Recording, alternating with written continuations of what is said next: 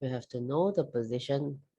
Okay, so know the position of the element and how it's related to proton number and how is it related to electronic structure. See this chapter, you still remember? Still remember this? Yeah. Yeah. So, okay, so the periodic table, now you have 7 periods and 8 groups. So groups are all this.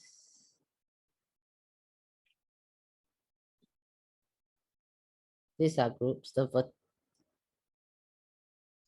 and then the period is here. Groups, periods. So they label here the groups. They are labeled uh, with no Roman numerals. So in between the group 2 and the say group 2 and group 3, there is this thing called the transition metals. Or sometimes they call it the transition elements.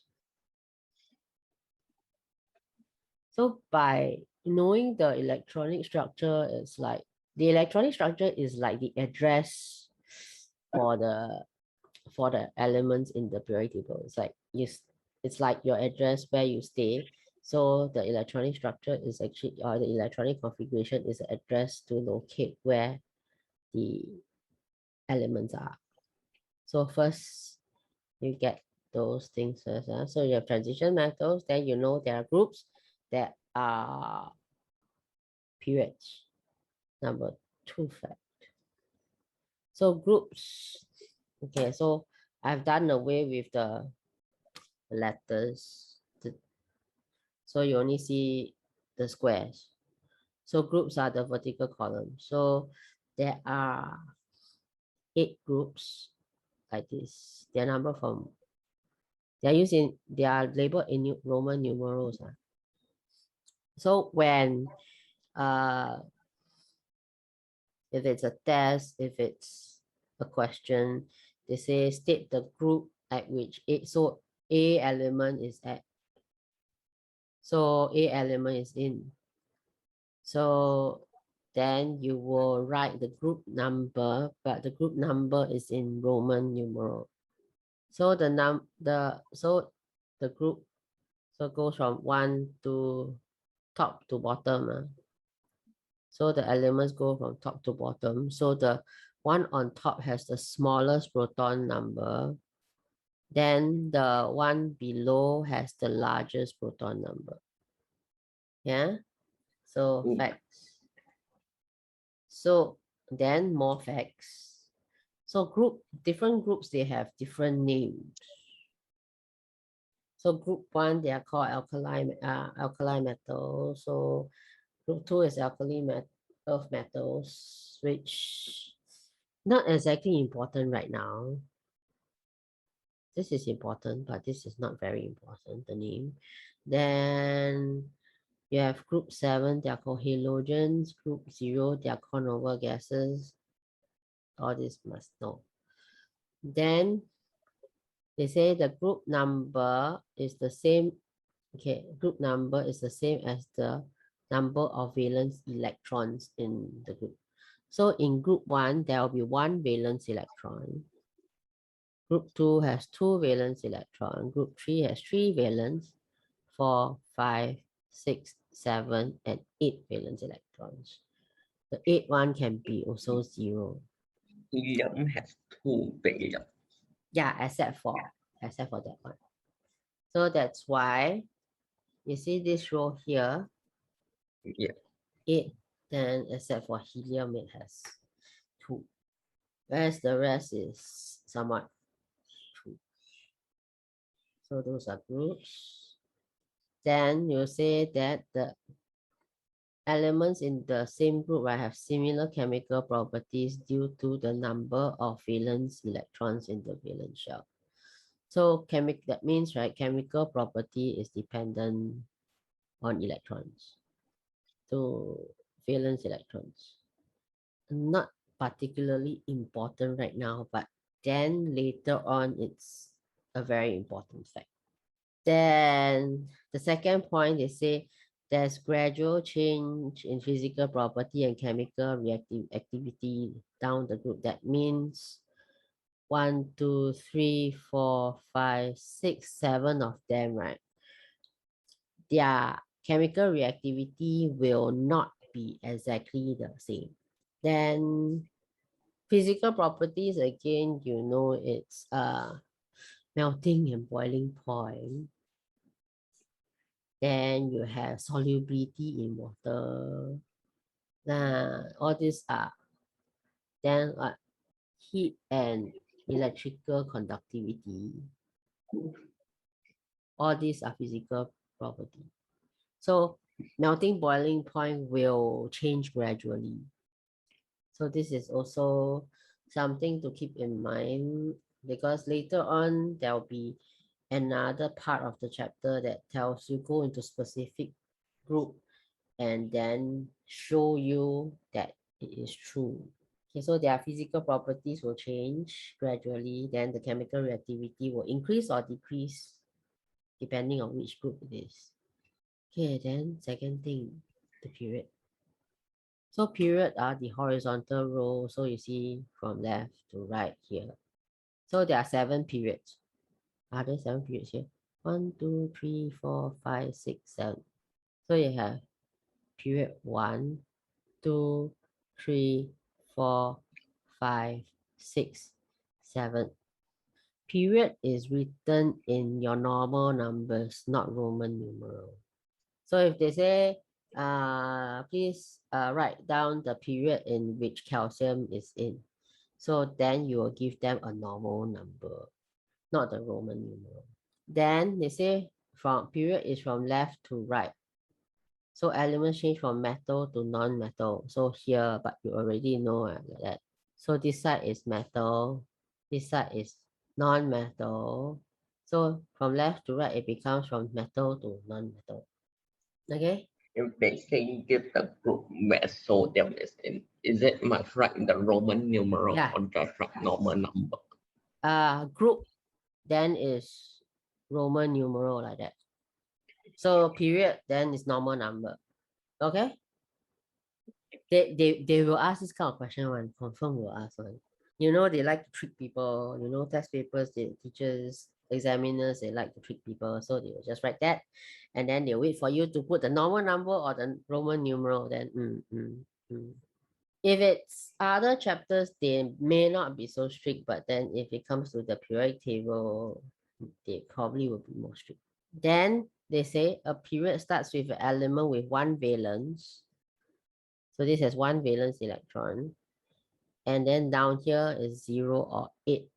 So the number of valence electrons increase this way.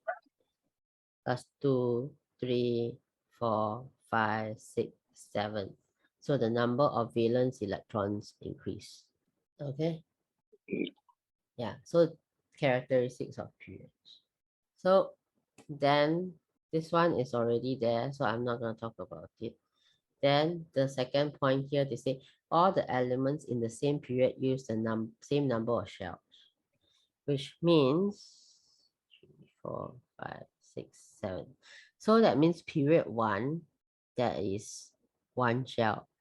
Period 2, 2 shells. Period 5, 5 shells. Period 7 shells. Yes.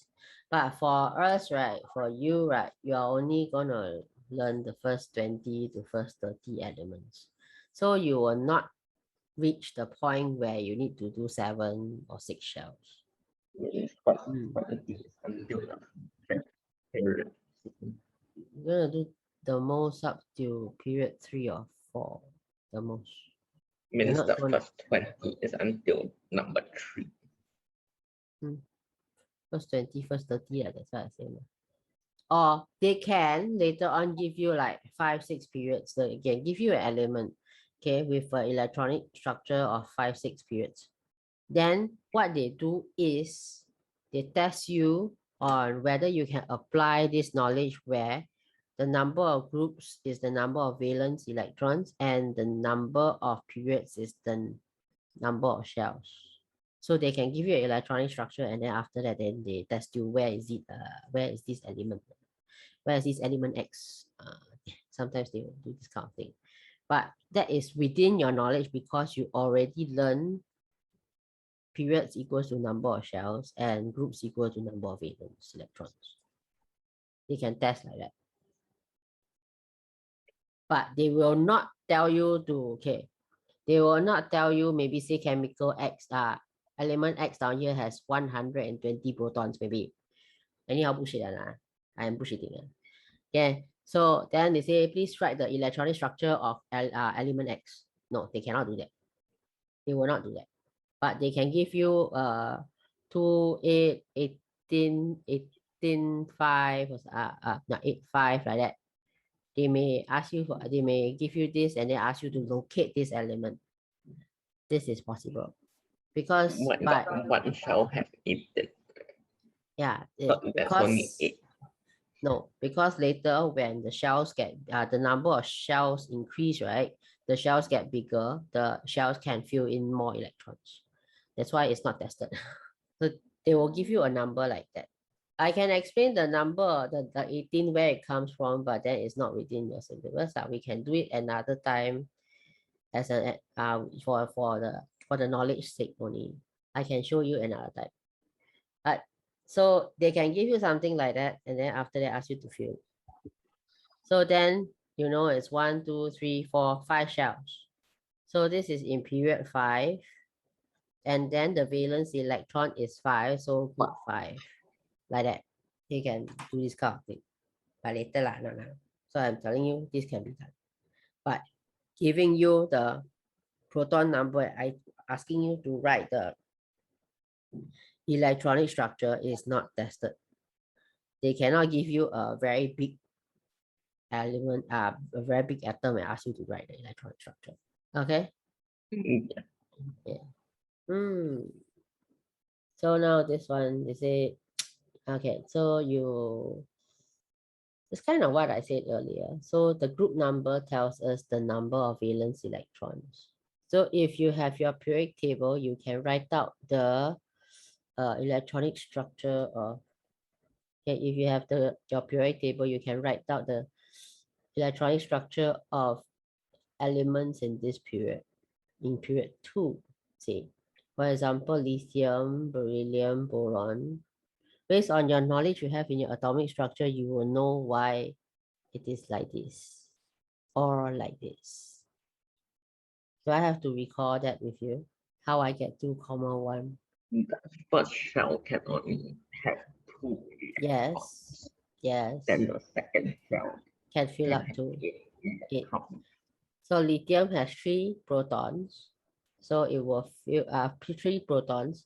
That means you have 3 electrons. So the 3 electrons will be split into 2 and 1. So it's 2, 1. So same goes for beryllium, boron, and carbon, etc., etc., right? Right? So that number out here is the valence electron. So then you see lithium has 1 valence, beryllium has 2, then boron has 3, then fluorine has 7. So then this number and the group number is the same. So that's why the first point they say group number of an element will tell you the number of valence electrons. Then the second point here is that this is the elements from period 2. And you see that all the elements in period 2 have 2 shells only. So the period number tells you the number of shells. So if they give the number, the electronic configuration, from the number of shells, you will know the period which is in. Yes, and you also know the number of valence electrons, so you also know where the group is. So that's why just now in the introduction I said the periodic table of elements, right? So an element will have its own address, and the address is shown by the electronic structure. So if you have the address in your hands, you can find out who the element is without even counting without having to count the number of electrons you have in total. Because what you usually do is you find out the number of electrons, then after that you find the number of protons it has, and then you go to the periodic table and look for the proton number, right? That's what, yeah, usually we do. But now we tell you that with the electronic structure, you will just need to look at the electronic structure, and then you can straight away identify the location of the element in the periodic table without knowing the number of electrons in total, without knowing the name of the element. You can still find that thing there. This is what this section is about.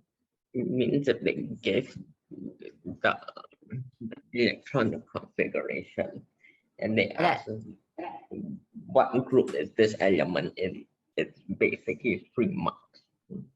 Yes, 3 marks, yes. So now down here, I wrote 283. Which group is this from? Group 3. Okay, and then which period is this from? 3. Group 3, period 3. Then the third question they'll ask you, what element is this? Name this element. Then you can go to group 3. Aluminum. Yeah, group 3 and period 3. Then you can find who the person is already, or who the element is. Yeah. Quite free, right, the marks? If you know this trick, you know the 3 marks. You get the 3 marks go into your pocket already. But will they ask that question in exam? They can ask that question. They can ask. This is a legit question. So you see, okay. So example 1. So we have the electronic structure configuration 285. Okay, that means three numbers. That means 3 shells. Then down here 5 valence. So you see, it's in group 5 and then period 3. So I can go to, then you can know who this element is, right? So I go to group 5, then period 3. 1, 2, 3. So it's phosphorus. See how I get the number? Look at group 5, then look at period 3. Yeah, then I just draw the lines. The intersection will give me the element already. I mean, if you you don't want to use your brain, you just want to do a very the robotic way of identify the element, you just do this. Just draw the lines, you can find it. Okay. And example 2 down here. So I have an electronic configuration 2881. That means 4 shells. Then the last number valence is 1 valence. So that means 4 shells. 1, 2, 3, 4. Yeah. Then 1 shell like that here. Yep, potassium. So you know this. You don't have to, if they ask you 2881, please identify the element. So you don't have to go and take your calculator, press 2 plus 8 plus 8 plus 1 anymore. When they didn't teach you this, you will have to go to the calculator 2 plus 8 plus 8 plus 1. Then after that, it's this number. Then after that, you go to your periodic table and then you find the number. Now you don't have to do that. Okay? So then if a proton number is given, then you work out the period and then you find out where this group, okay, where you can work out the period and group and where this element belongs. Okay, so what happened now is like this. You have a mysterious element, it has proton number 16. Then they'll ask you, where is this thing? Okay, this is quite redundant, but yeah. So you can go 16. Okay, number 1 way is you go and find number 16. Just scroll through your periodic table and you find it easier. Then if they ask you to identify the element, then you can straight away suffer. Or you can do the other way, which is write the electronic structure and then identify it. I do not think there's a need for that.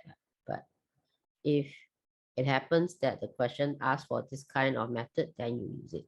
If not, I'll just look for a number.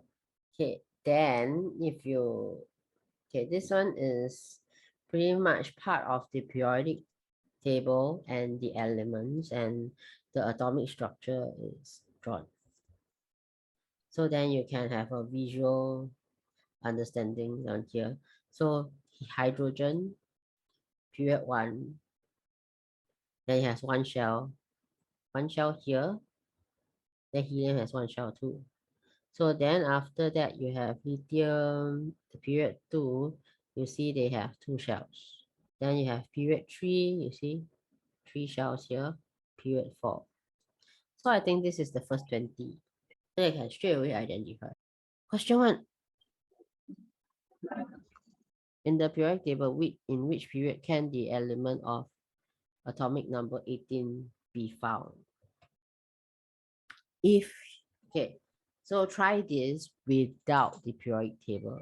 Will you be able to give me the answer? Why C? 3 shells. 3 shells. 2, 8, 2, 2, 8, 8. 3 shells. Let's see, huh? Yep. 3 shells.